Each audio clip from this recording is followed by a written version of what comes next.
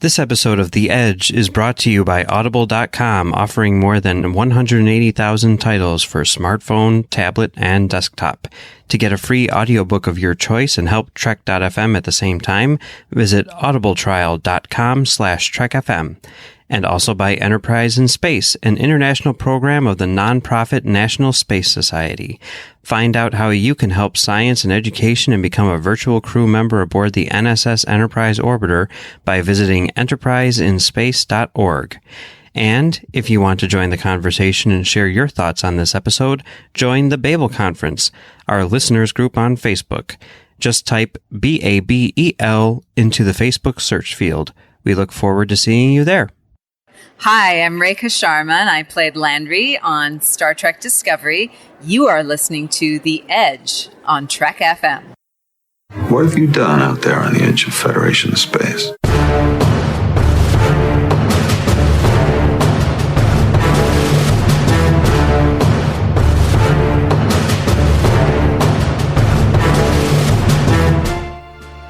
Welcome, listeners, to another episode of The Edge, Trek FM's dedicated podcast to Star Trek Discovery. I'm your host, Patrick Devlin, and joined with me, as always, is the lovely Amy Nelson. Amy, how are you?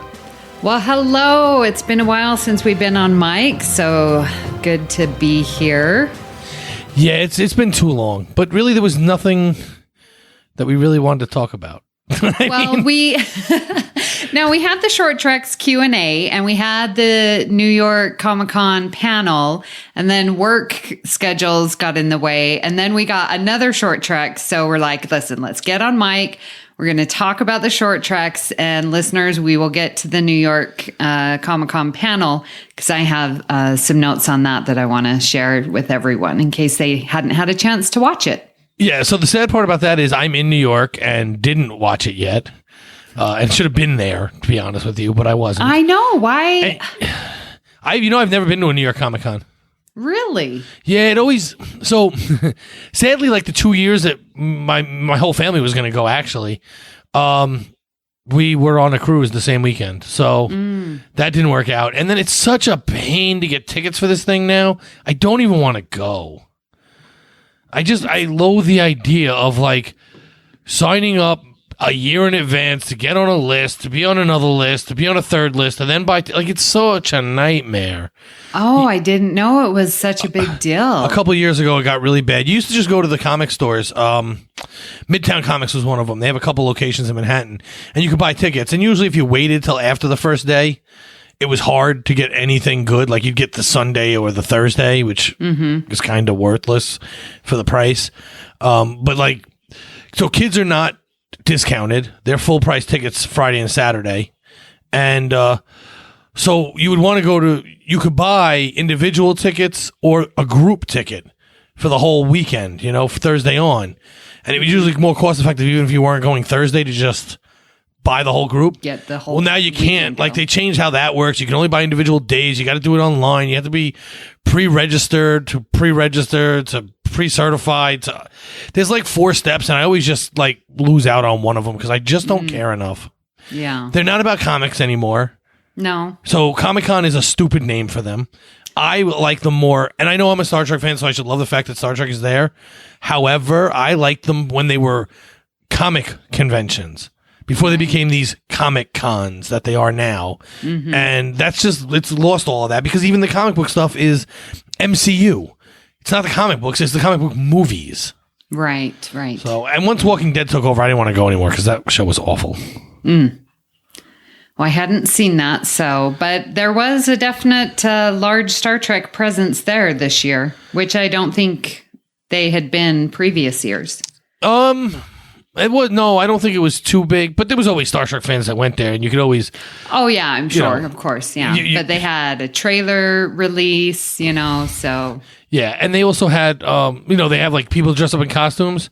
Yeah. So I work in that area during Comic-Con, so that Thursday and Friday was nuts. Oh, I bet. So, which is really all I care about too with the Comic-Cons, right? So I get to see it anyway. So why pay the money? Nice. So we're not here to talk about the fact that I just loathe the Javits Center for Comic-Con, which is a place I work and make money, so I shouldn't say that. But we are here to talk about the Short Treks, right? Yes. So I guess we'll just do them in order. That makes the most sense. And Right. What was your initial impressions of Q&A? Q&A. I was very surprised at the end. I was smiling and I was like, I liked it. I thought it was fun. I knew the characters, so I liked that aspect about it. There was a couple questions I had, but overall, I thought it was cute, fun, enjoyable, self-contained. You know, we learned more about their characters. What were your initial thoughts? My very initial thoughts was, oh man, is this hokey? When it first ended, like, because you get the whole first. Well, okay, let me run through it because my thoughts actually changed throughout this little short treks. Because at first we see number one acting very much like the Spock we know, but Spock not acting like this, and then Spock started acting like the Spock we know, you know, the original series Spock, with all the questions and stuff, and then we get this song and dance routine. Well, not really a dance, but we get, you know, the song routine at the end, and I was like, oh man, this is kind of hokey, but then I watched it again not too long after, and by not too long I mean like 15 minutes later, like not like almost immediately, and I enjoyed it more watching it through the second time because I wasn't so focused on what the questions were, if that makes sense. Yeah. I focused very heavily on what he was asking, and that really wasn't the point of the short track. Right. And so I think it kind of ruined my viewing the first time, trying to piece together the questions and why they matter. Whereas the second time, now that I knew the whole story and I didn't care so much about the individual questions, except for the 3 things about Pike. I thought that was a question that was kind of important because we hear, you know, number one's opinion of Pike. And so then I really enjoyed it because, like you said, it's fun. I just thought it was fun at the end. But I also think it's bigger than just fun because we actually learn why Spock goes from. I mean, it happens actually before the cage, but in the cage he's laughing and then he's not later on. So to me, that says that he felt comfortable enough with Pike and number one to be himself, but he takes number one's advice to hide it. Because she's hiding who she really is, which doesn't really make sense. I mean, so she likes to sing, Data sings. But for the purposes of the short treks, I guess it's fun. Yeah, well, and it's interesting that you bring up, when Spock asked what are the 3, qualities about Pike. And I wrote them down because I was like, that is, number one, a very good question to ask, especially as a newbie. Like, who's my boss? What do I need to know? And then it also reveals what type of person she is, how observant and, how she works under him. And she is like, first one is his capacity to listen and his willingness to change his mind and to like hear someone out. So that is an amazing quality. Of course, we all know we love Pike. He's written that way.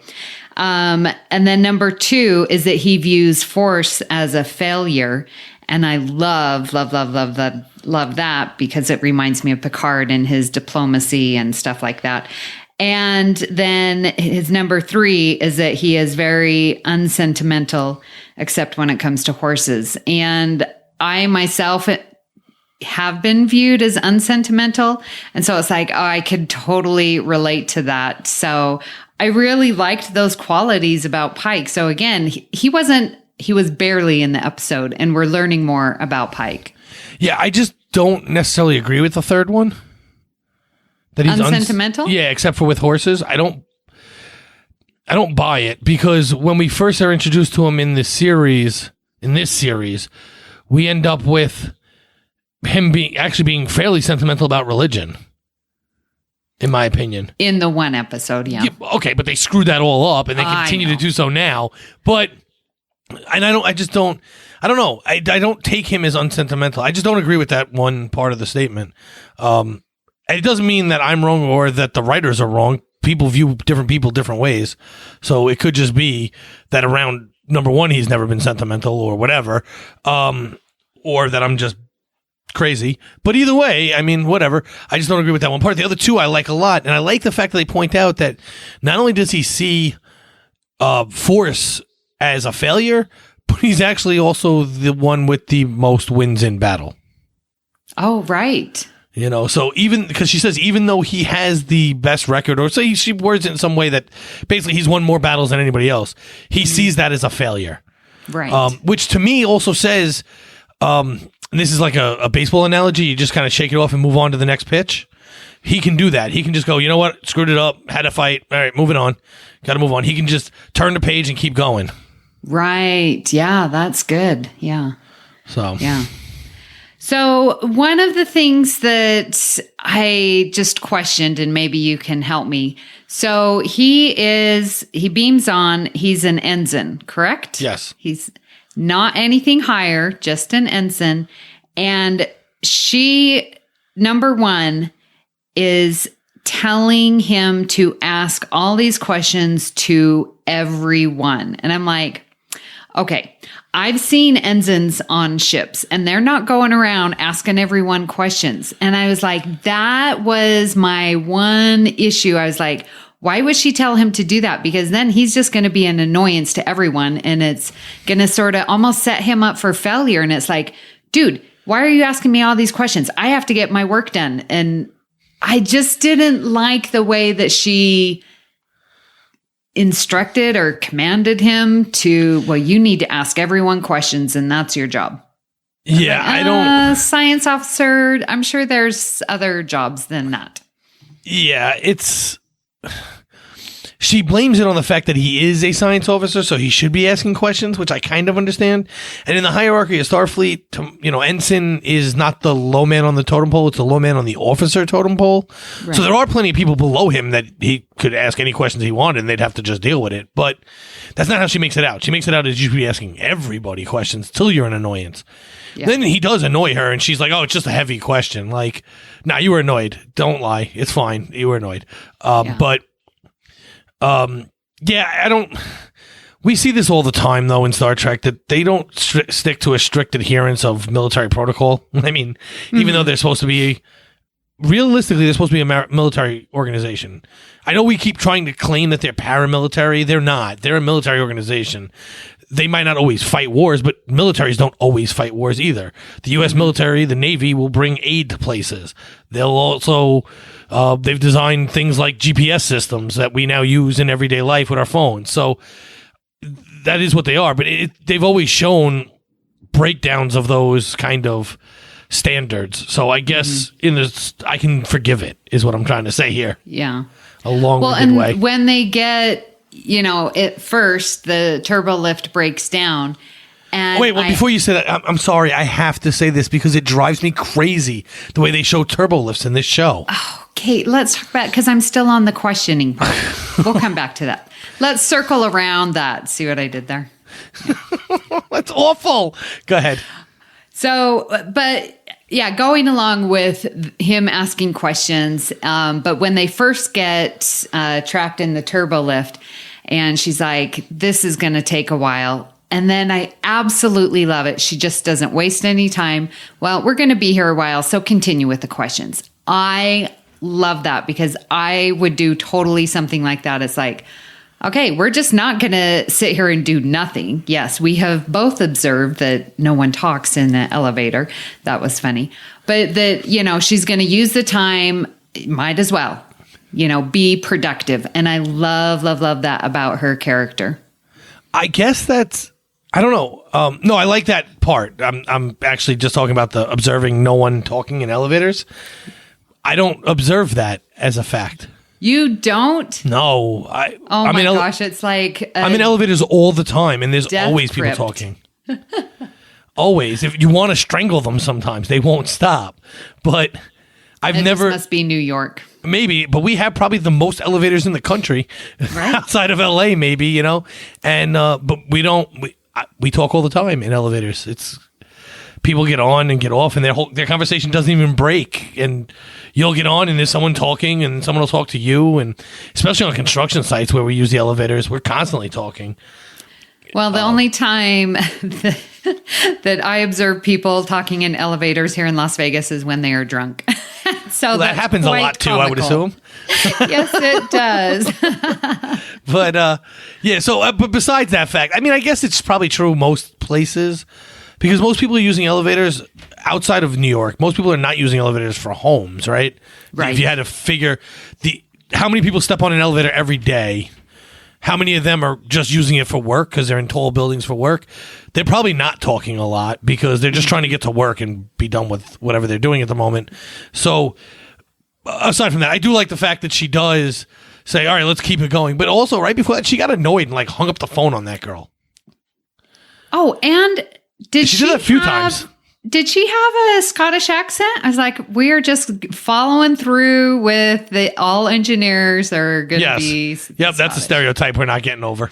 Oh my gosh, that was funny. It made me chuckle. So, but she definitely got annoyed with her more than once. But I did enjoy that. Although and that's the line of questioning there after the one with Pike, where it's like they're doing cutscenes, so you're not really getting full questions and answers. Where me wasting my time trying to figure out what they're talking about was wasting my time. Yeah, because it was definitely choppy. But I think just to show the diversity of his questions, which I loved, and it made me think like, okay, could I continuously bombard with that variety of questions, going from food replicators to quantum physics to what's your favorite kind of food, or do you like eggplant, or right, because when it was too heavy, he asked, do you like eggplant? Yeah, I don't even remember what the heavy question was now anymore, but something quantum physics. Yeah, I don't remember, but and then he calls her out too, because by the way, the food replicator uses her method. I know, and she blows that off. That.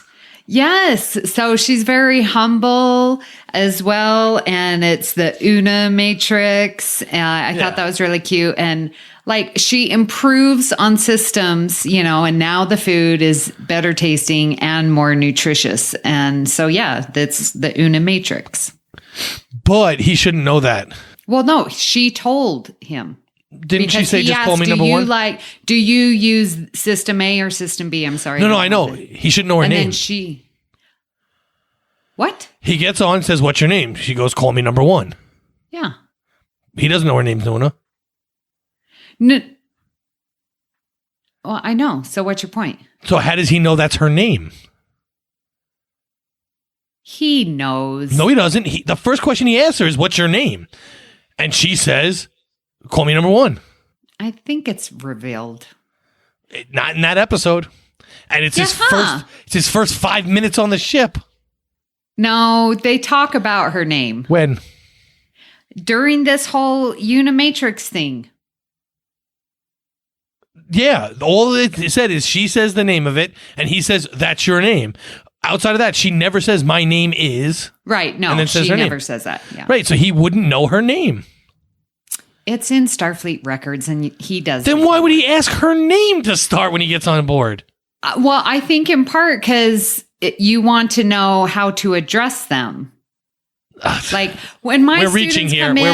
Okay, I know. But when my students come in and it's, their name is Christopher, and I'm like, well, what's your name? Do you want me to call you Christopher? But that's different than what's your name. Because you probably say, because you're just trying to make your argument now against me, but you probably say, I know. How do you want to be referred to? Or how do you want to be called?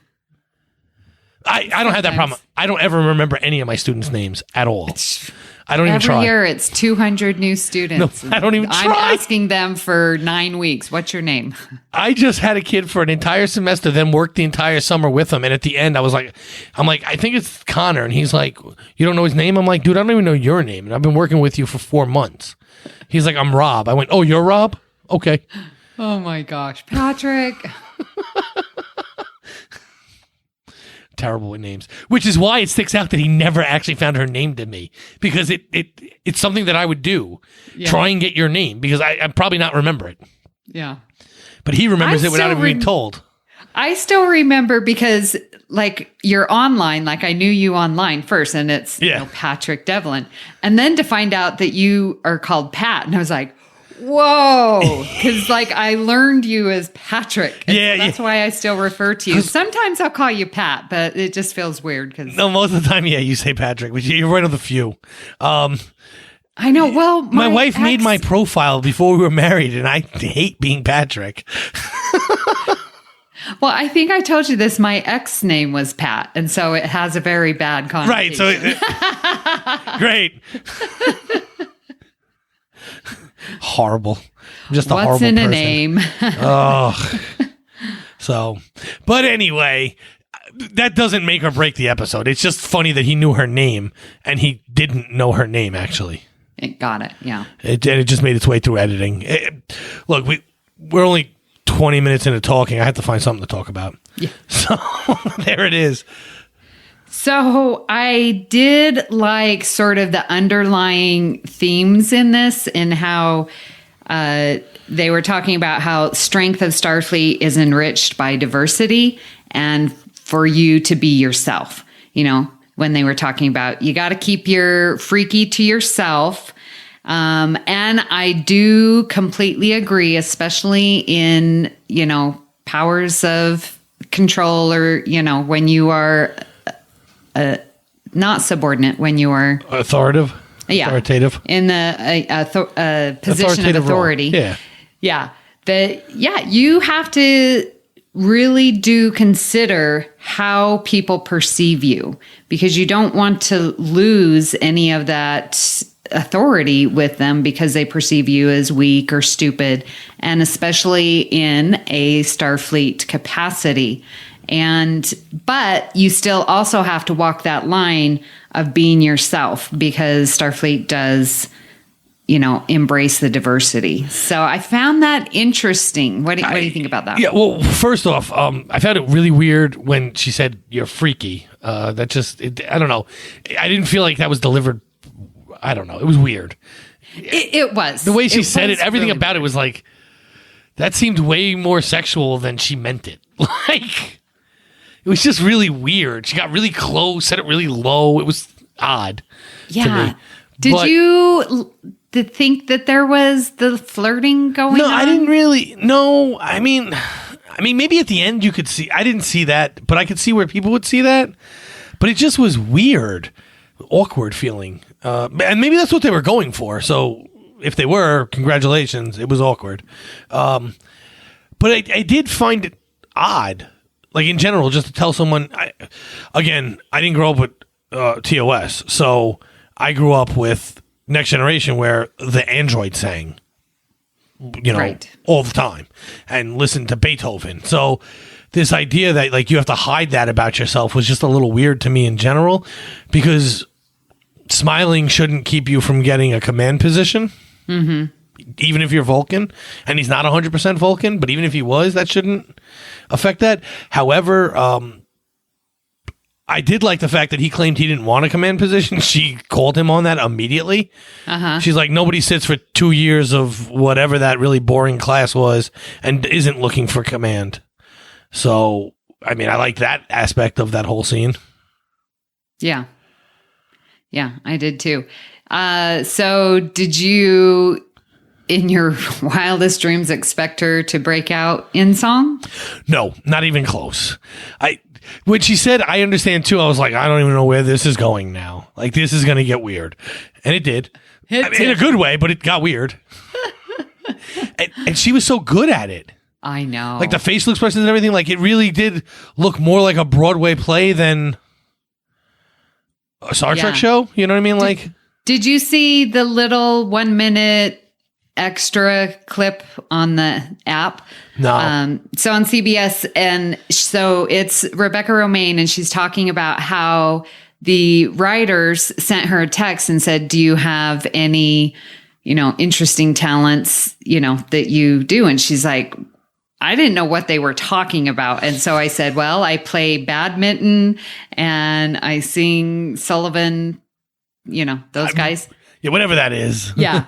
And then they come to the table reading and there's Modern Major General song. And she's like, I love that. I've been singing that. She's like, I didn't even have to practice hardly because she's been singing it since she was a teenager. She was in, you know, some group that did the Sullivan songs and stuff like that. And so, yeah, you knew that this was not her first go around. Right.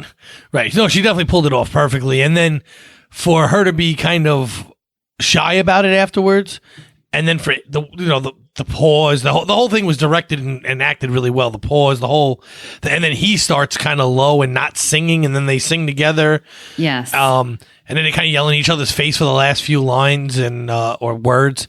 And then I found it really interesting when the person on top, the person who rappels down to them, is like, I thought I heard laughing in there. Yes. Oh, man. But I missed a moment. So, yeah, let's talk about the stupid elevator turbo lift. It doesn't even make sense. Someone's rappelling down amidst all these containers flying by this roller coaster. It's not a straight shaft. And she's not even protected. And then she's going to be pulled up into where? Okay, so into the rungs of a roller coaster. How is that being saved? So, yeah, thank you. Look, it drives me crazy. And people keep telling me I'm crazy, but I'm not. No. You can't have elevators that just go in multi-directions on single tracks. That doesn't work. This is not like Willy Wonka in the Chocolate Factory where the elevator flies around and left. That doesn't make sense either, but at least they don't show us stupid tracks, right? Now, here's the other problem. I don't care that we're in space. Everyone keeps telling me that, we're in space, so, you have tons of room. Yes. No. But you still have only a limited amount of room on a ship. Yep. You're not going to waste that room, that valuable space, with an elevator. No, you are not. It's likely that many of these ships wouldn't even have elevators. That they'd make you walk everywhere because they're not going to use the space. But let's forget that for a second. They definitely wouldn't have one where you could pan out 80 feet away and watch an elevator going through loops. Yeah. Nope. It's absurd. And can we stop in movies? It's not a Star Trek thing. I'm not blaming Star Trek. Can we stop I'm going to grab something and I'm going to get sucked back up holding my arm? I know. I sort of laughed at that too. And I'm like, she's only using one arm. Okay, whatever. Right. Now, I get it. She's not a very heavy person, but it doesn't matter. All the pressure's on your shoulder.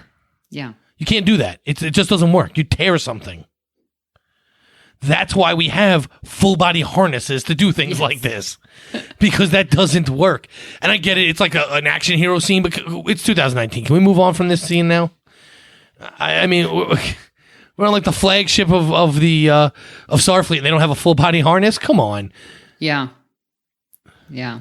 Well, and when she was being lifted out by the arm, it really sounded like the music from 09. And beyond. Yeah. I was like, oh, yay, because I love that music. So yeah, it's like, well, wait, we're crossing streams. That's the Kelvin timeline. But, Yeah, but it was good. I liked it. Oh, I loved it. I loved the last scene when Spock comes onto the bridge and Pike asks him if he's ever seen whatever they were talking about, because that was her first mission. Remember, he asked her, have you ever seen a double something, blah, blah, blah? Yeah. And she's like, yeah. And the way the two of them, because that's where I could see them flirting, like people thinking they were flirting, the way they were kind of looking at each other, and they kind of were like little school kids giggling. Yeah. Right, but at the end, they're kind of doing it again where she's acting like she doesn't know him, and she's like, oh, where's my... I know, that was way weird. Ensign Spock.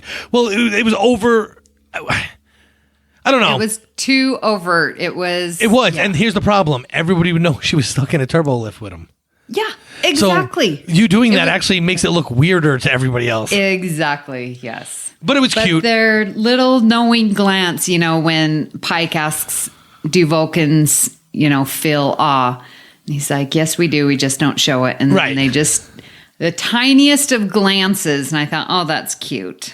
Yeah, I thought that was pretty good. So overall, I enjoyed this particular one. Like I said, the little stupid things like the elevators, the turbo lift, being ridiculous, but I thought it was good. And like you said, it was self-contained, but it did, if you want, you can see a much broader universe with it.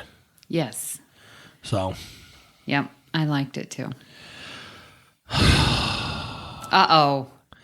So what were your initial thoughts on the trouble with Edward? Oh my gosh, it was so cute. Absolutely cute. And a fun little origin story for Tribbles. And who knew that I needed to see this? Yes, we needed to see it. Don't just hush. So did you see the after credits cookie. Yes, and how cute was that? Oh my gosh! And I about threw up in my mouth when the kids put the spoon of And that's what you Tribble, think and is I'm cute? like, oh, that was gross, but it was cute. Well, because it's like scallops, and I love scallops. Just remove their fur, and it's a bunch of protein. I mean, the guy definitely was awkward and had command issues, and but again, as I go back to TNG, seeing Barclay and that oddity, it's nice seeing that, yes, we have people like that in Starfleet, and we, again, embrace their diversity. I'm just going to be quiet for the next 6 minutes so you can talk so we don't have to get killed for this podcast. Oh, my God. It was awful. No way. Yes. Yeah, okay. Let's pretend for a second that I care about canon, right? We're not even supposed to know these things exist, and we created them to be this way. That's number one, okay? You'd think that'd be in a record somewhere. Okay, but whatever. We're going to pretend that doesn't exist because we've seen in Discovery we have Tribbles all of a sudden, and they're not mass-producing. So they had – basically what the writers felt was they needed to give us a reason why they're not mass-producing on Discovery, but they do on TOS and every other time we've seen them, right? So they come up with this stupid story, and it's awful. Wait, now you're ruining it for me. Well, I'm sorry, but that's what happened.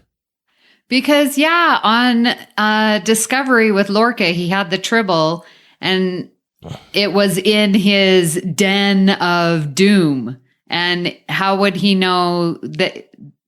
Yeah. Now it's not making sense because the Tribble wouldn't be dangerous until now, which was after Lorca. Okay. Yep. Thanks for ruining it. It was terrible. Okay, continue. No, anything more I say is going to get me yelled at by somebody. See, the biggest problem with me doing this podcast is if I bash this thing like I believe, I'll get killed by the people who love everything that happens. And if I even remotely try and say a nice thing about this, after I just destroyed it 5 seconds ago, the people who hate it are going to email me hate mail. So I can't even win at this point. It was horrible. I don't think I could redeem. I don't care. There's a new captain. It's not a new captain we'll ever see again. So no, and that was one thing that was weird. Again, I need to watch it again because what was her? No, you don't. Rank before she was like a science person. Yeah, but I mean, he was walking her to go take her command. So okay, great. Everyone went nuts about Captain Pike. He was in it for like 3 seconds saying goodbye. So that doesn't. No, I don't. That doesn't save the episode for me. I just have an issue. Like she was, it seemed just working in the science team. And then she was promoted to captain, which I thought was a really big jump for me. Like, well, they fixed that at the end because she completely failed and now no longer has command of anything. Well, yeah, because the Tribbles took over, but right. So that and was got a to weird Klingon jump space for now. me, and I liked seeing. And then again, it was okay. So this is a science vessel, but it seemed like everyone was really, really, really young. And I'm like, where's your experience? Where's the Edward is probably the oldest. Sound advice? Yeah, he's the oldest lunatic. and he's the crazy one and not making sense and not thinking things through and being vindictive and, the captain is that, I'm going to do this and let's see what happens there. Well, that's about the only part of the story that makes sense. If he's been in Starfleet 40 years longer than her, his attitude is, I don't have to listen to her. Yeah. Not all people are like that, but some people are like that. And I can see with his attitude and his lunacy that could be an absolutely justifiable reason why this happened. However, it's ridiculous. And the way that they show it, when boom, boom, boom, pop, oh man. Yeah, it was they're born pregnant. Oh, come on. I thought it was cute. And I really liked about Edward when we very first meet him and he can't get his iPad working or whatever they call it. Yeah, we can call it an iPad. Yeah. And he's like, it's broken. And then the lady reaches over and like pushes a button and he's like, thanks for fixing it. I mean, he is going to die on that hill. He was right. It was broken and she fixed it. I thought that was hilarious. Yeah, I mean, look, I thought, sadly, that's like the last part I thought was funny. And then it just went downhill from there. Because I thought we were going to have a funny episode, and instead we had what we had. It was funny. Okay, you had to laugh when they got out their little rifles and they're shooting them one by one. I'm like, please, that made me laugh. And I really hope that they didn't mean for that to be serious, because if they did, they were dead wrong. That was hilarious that it's like a little target practice and they're just shooting them. It's like fish in a barrel, and I thought that was funny. I'm hoping it was intentionally funny that way. Maybe. I don't know. I didn't. But whatever. It was. Because I'm like, you wouldn't seriously go and attack that many small creatures with these huge rifles. You're absolutely right. And at that point, I think I was just mentally done with this episode. And I just said, come on, really? That was funny. And then at the end, we get that they took out an entire planet or something. And then they get into the Klingon planet space. That they were there to save. Again, that was funny. It's funny that there was mass murder. I think you're just looking at this wrong. It was awful. It just was. It was so funny. So, and I tried. Look, I tried. I was talking to someone else after Q&A. Oh, just put it out there. Mark knows who he is. I was talking to Mark, who didn't like Q&A, right? And I said, well, I look at most of these as what-if comic books, right? Like, they're not really happening. Because if they're not really happening, they can't really screw up canon, right? And knowing that a Tribble episode was coming, I was like, I'm going to look at this as a what-if episode. Okay. It still didn't make it okay for me. If that doesn't work, I can't see what will for me. Because if you take the what-if, then you can forget about the Tribble being with Lorca, and you can forget about the Tribbles in TOS. You can just go, what if some lunatic made them this way? Whee!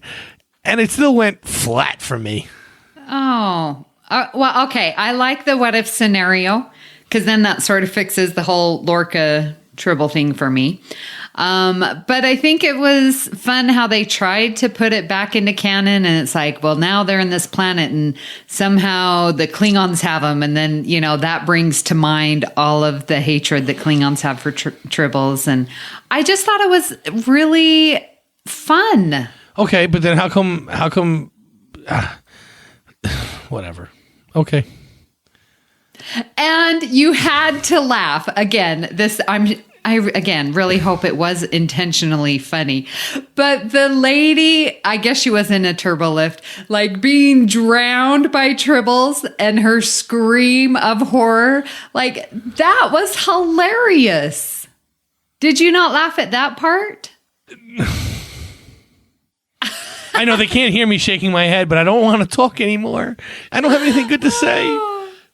I just thought that was, some really dark, wicked humor. Maybe I just watched it with too much humor in mind. That's fine. And maybe it was supposed to be like scary and bad. I don't think so. I think it was meant to be how you took it, which is fine. Good. And it's fine that it works for you, and it worked for a lot of people. It didn't work for me. Another point. Someone just messaged me this, not even knowing we're doing a podcast on this right now. But on Voyager, why'd Jadzia have to hide her spots?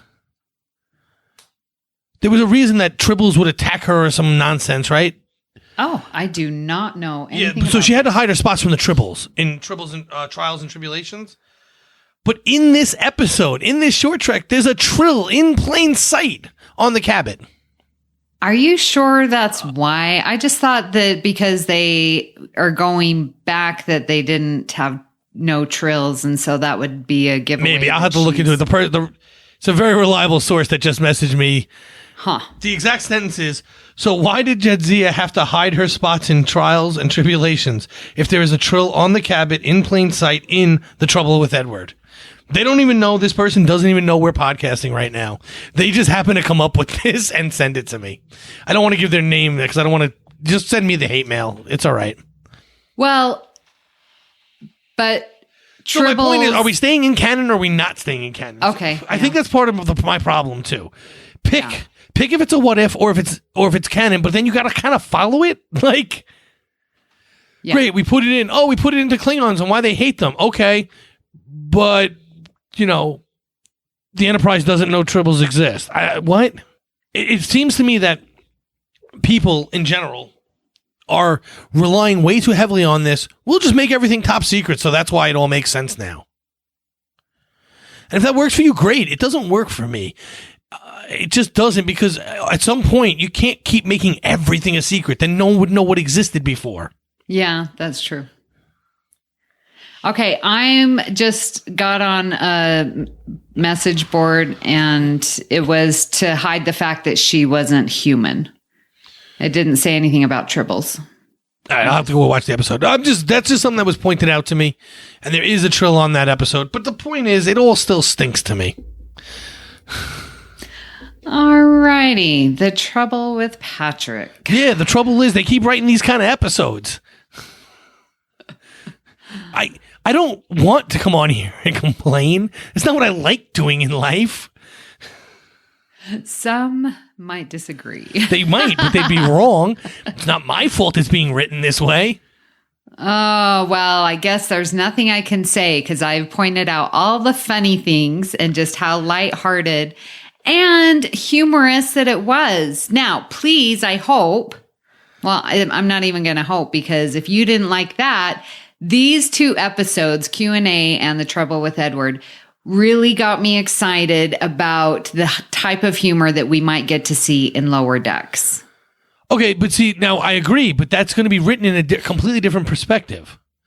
Yeah, we're not going to have the invention of Tribbles years before they're supposed to happen. Well, then they'll be wrong.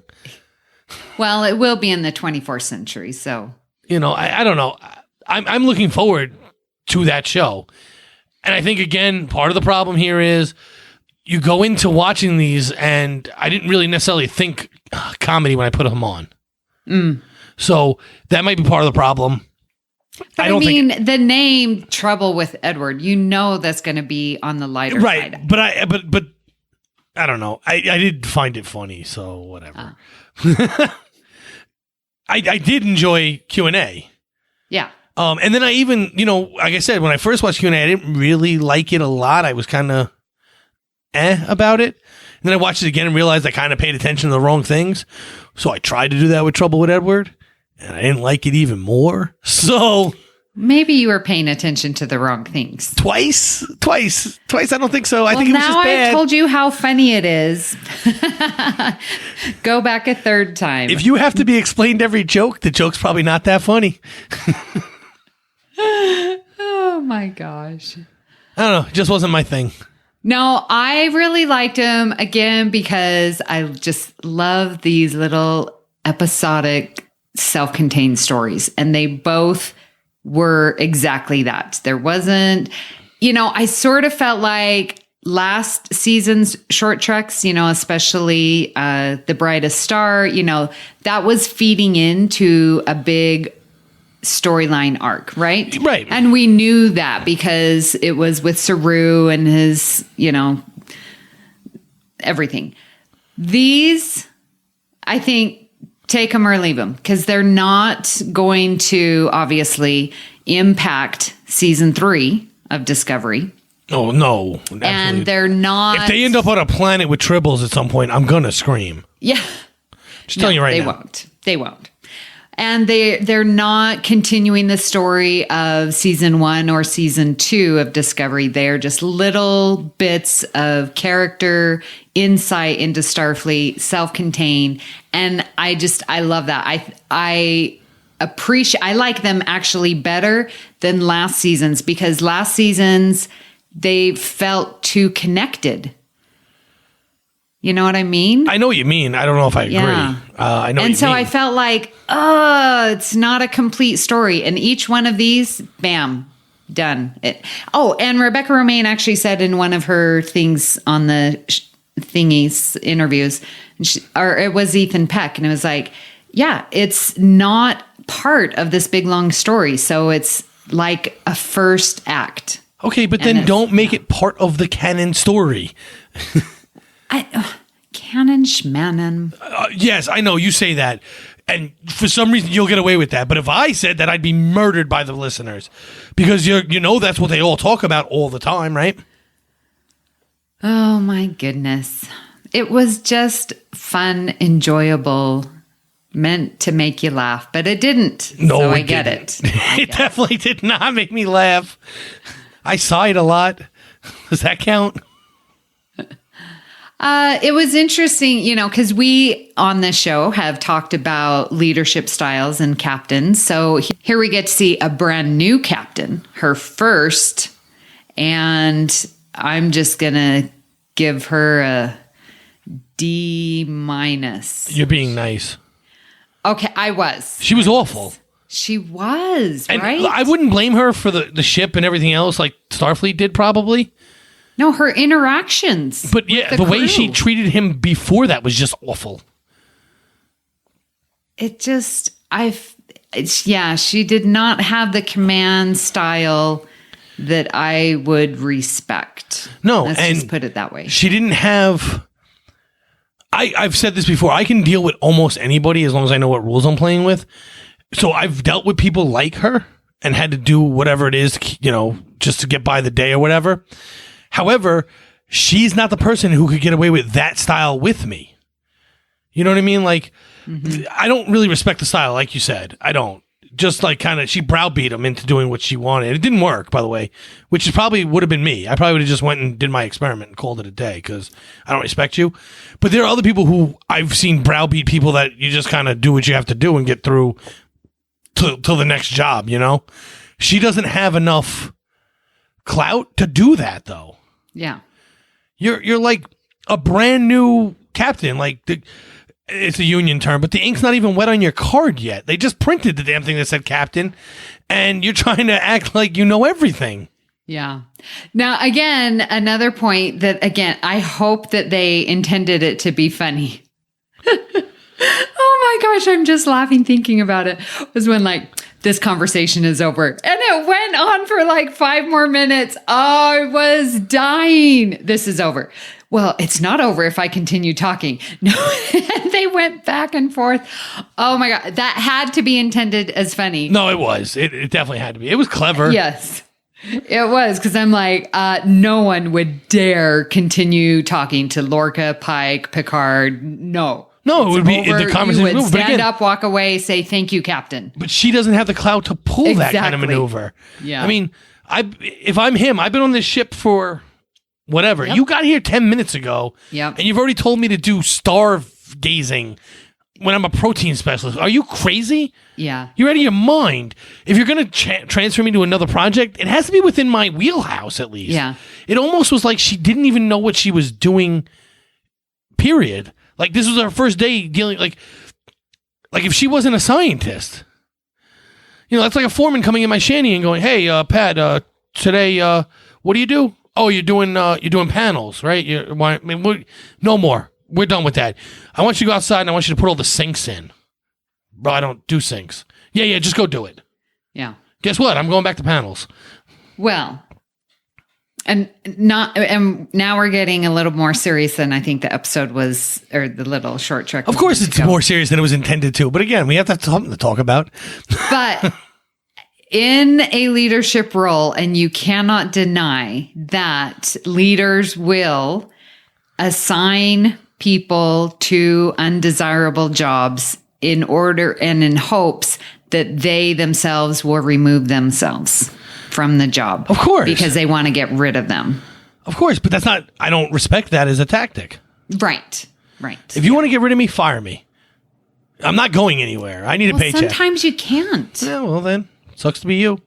You took the job. You got to deal with me now. It's difficult when it happens in the teaching profession. Maybe. But that person got to a level in order to get that protection. It should have been gotten rid of a long time before that, probably.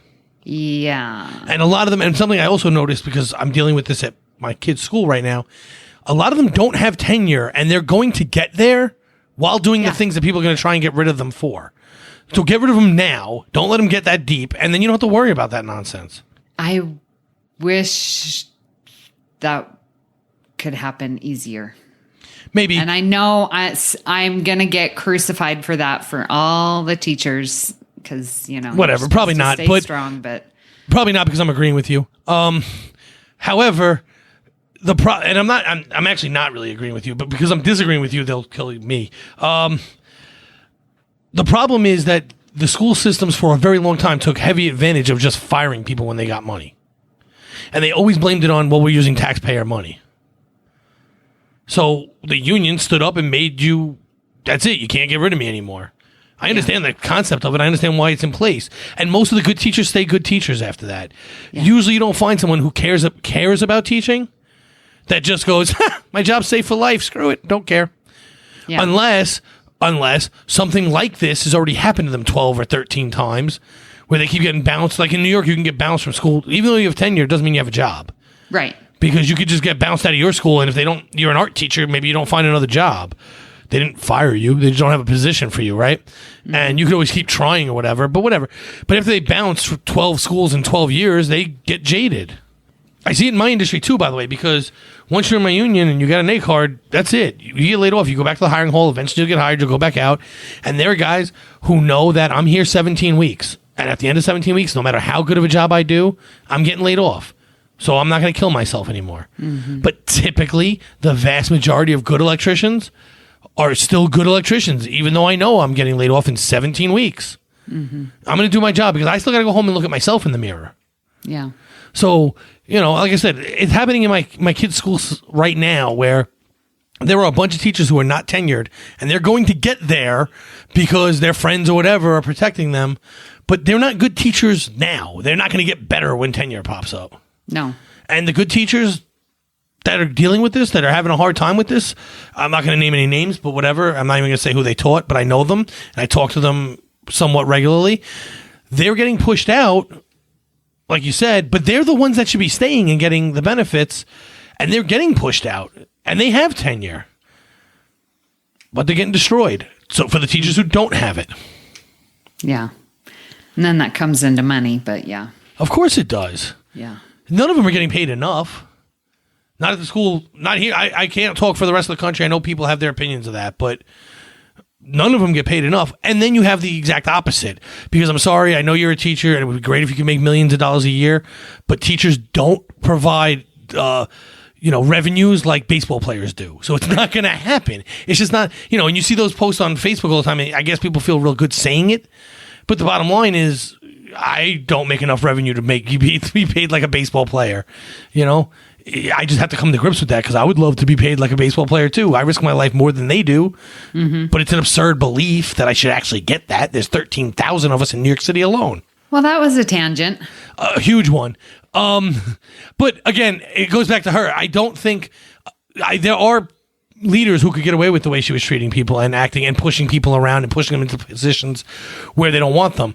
But much like the principal at my kid's school, you don't have the clout for that. Mm-hmm. She's the same person as this captain in that I don't respect you enough for you to pull this nonsense. Mm-hmm. So when she started doing it to the teachers that we liked, we started pushing back and going over our head to superintendents, which is exactly what would happen here and kind of what did happen, right? Because they scapegoated her for the whole thing. Yeah. Meanwhile, she told him, you don't do it. He walked in the room, made one spray, and called it. There's no way she could have stopped that. No way. Yeah. But they didn't really like her to begin with. Yeah. All right. So, anything else? No, I think I complained enough about that episode. It is what it is. Yeah. I was actually more surprised you liked it so much. I really did. I just thought it was fun. I was laughing. Yeah, it was funny. Okay. All right. So I guess no final thoughts here. We kind of went over everything pretty well. Yeah, I think we covered. Cool. It's been fun talking about these short treks today, but this isn't the only thing we've been discussing on the network. So here's a quick look at some of the other things you may have missed elsewhere on Trek FM. Previously on Trek.fm, Earl Grey. But good discussion. Like, I love, talking about the science. And Joe, I love that you bring it up. Justin, I need to stop reading it. I'm sorry. I'm doing Close my the window. final thoughts, Close and the you're window, all Justin. laughing over me. Joe, you need to keep all of this in. This is an intervention, Justin. Okay. Close the window. Oh my gosh. Literary Treks. I talked to Bob Klein, who I had interviewed for Saturday Morning Trek, and he's like, yeah, come on over. Let's go look through my garage and see what we find. I'm like, okay. So I drive over there, and I was greeted to two, those fold-out tables that you have for, like, picnics? Two of those end to end with, like, 3 boxes, larger than file boxes, and, like, moving boxes size, and just papers and folders that all had Filmation on it just brought out. Standard Orbit. I bought it when it first came out. I played it for like 2 or 3 days, and I went, "What is going on? Am I missing something? Is just I'm not a good player?" So, and then I checked on the reviews online, and everyone agreed that it was not a good game, and we were all correct. And introducing our newest show, The Line, a Star Trek Picard podcast. I'm so honored that I was chosen to pick Picard, and as a Next Generation fan, I mean, he was one of my favorite characters, and so I wanted to, and I know how he is extra special to lots of Star Trek fans beyond even just being the character he played on the series, and so I really felt a huge responsibility to try to give the fans something that was enjoyable, but and honored who he was, even though it was staying true to the fact that he is 20 years older. And that's what else is happening on Trek.fm. Check out all of these shows and join the conversation about your favorite corner of the Star Trek universe and beyond. You'll find us wherever you get your podcasts. If you're an Apple user, be sure to hit the subscribe button on Apple Podcasts on iPhone, iPad, or Apple TV, or the desktop iTunes app to get the latest episodes as soon as they are published. And please leave us a star rating and written review. If you're not an Apple user, we've got you covered as well. You can find our shows on Google Play Music, Stitcher, TuneIn, Spreaker, SoundCloud, YouTube, Windows Phone, in most third-party apps, and you can stream and download the MP3 file from our website or grab the RSS link. We'd love to hear your thoughts on today's show, and there are many ways for you to do that. The best place to join in the larger conversation is the Babel Conference, our listeners group on Facebook. Just type Babel, Babel, into the search field on Facebook, and it will come right up. If you'd like to send us an email, you can use the form on our website at trek.fm/contact. Choose to send to a show and select the Edge. That will come right to me. You can also find the network on Twitter at TrekFM and on Facebook at facebook.com/TrekFM. So, Pat, where can people find you when you are not asking a million questions to my annoyance? Well, when I'm not doing that, you can find me on Twitter. Always doing that. I am. And but otherwise, you can find me on Twitter at MagicDrop5. It's no spaces, and the 5 is a digit. You can also find me over with my good friend Tribbles, or Chris Tribuzio, as people know him here, on Mickey's Marvels on the UFP network. It's every other week we deep dive a different Disney property movie. So it could be live action, could be animation, it could be anything. You never know what we're going to pop up with. I'm a little behind, but I'm really looking forward to listen to your Wall-E one. Wall-E one, I think, was our best one so far, and we've done two. Good. We've done 2 more, but haven't released. We released one of them so far. Yeah, one. I'm 2 behind. And we recorded another, but still, Wall-E is our best, I think. Awesome. And I really love that movie. Where else can you find me? Well, you can find me maybe for 1 or 2 more episodes, or maybe not, depending on when this releases, on Warp 5 with Brandon. But that's coming to an end for us, so who knows? And I guess that's about it. I pop up in the Babel Conference from time to time. But really, that's it. Yeah. So, Amy, where can people find you when you're not mass-producing scallops that take over the universe? Man, I need to do that. Well, you can find me here on the network, where I am co-hosting Earl Grey with my good friends Justin and Joe. You can find me on Twitter at Miss Amy Nelson, and you can find me right there in the Babel Conference. If you'd like to help us keep all our shows coming to you each week, you can become a patron of the network on Patreon. Visit patreon.com/TrekFM. That's patreon.com/TrekFM to get all the details. Perks include early access to episodes, exclusive content, producer credits, and more. Available through our special patrons website, Patron Zone. It requires really easy for me to say here tonight. It requires a great deal of money to produce, host, and distribute these shows each month. We really appreciate any support you can give us and hope you'll join the team. Again, you'll find all the details at patreon.com/TrekFM. We'd like to thank our reproducing Tribbles. They are our associate producers, Norman Lau, Tony Robinson, Thomas Puleo, Pop, Lisa Slack, Pop, Shoab Mirza. See what I'm doing there? Richard Rutledge. Self-replicating breakfast. James Muldrow, Cornelia Reutner, Ryan Mallett, Chris Tribuzio, and Brian Malosh. Pop. Thanks for supporting Trek FM and especially The Edge.